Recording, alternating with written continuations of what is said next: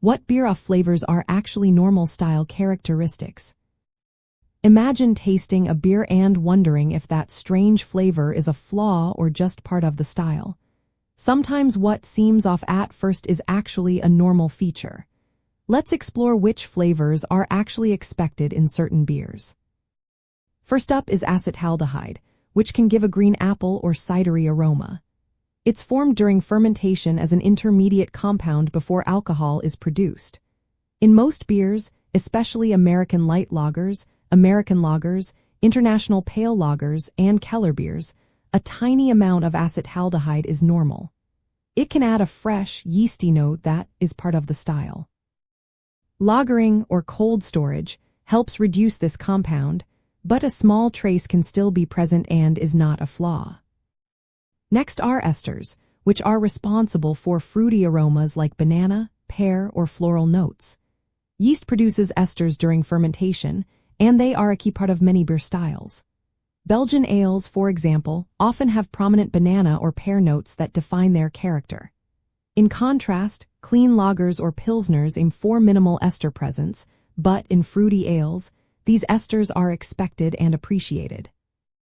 Then there is the grainy or husky flavor, which might reminded you of raw or germinating grains. This comes from aldehydes in malt that can be influenced by how the malt is processed or how the mashing is done. It's common in pale lagers like German pilsners, international pale lagers, and German Helles export beer. Some darker beers like Scottish ales, oatmeal stouts, or porters also have a mild grainy note that is part of their style. Roasted grain flavors in darker beers are often perceived as slightly bitter or grainy. These roasted malts give dark beers their characteristic flavor and are not flaws when balanced properly. They add complexity and depth to the beer's profile. Mild sulfur or eggy aromas can sometimes be present, especially in lagers and Belgian styles.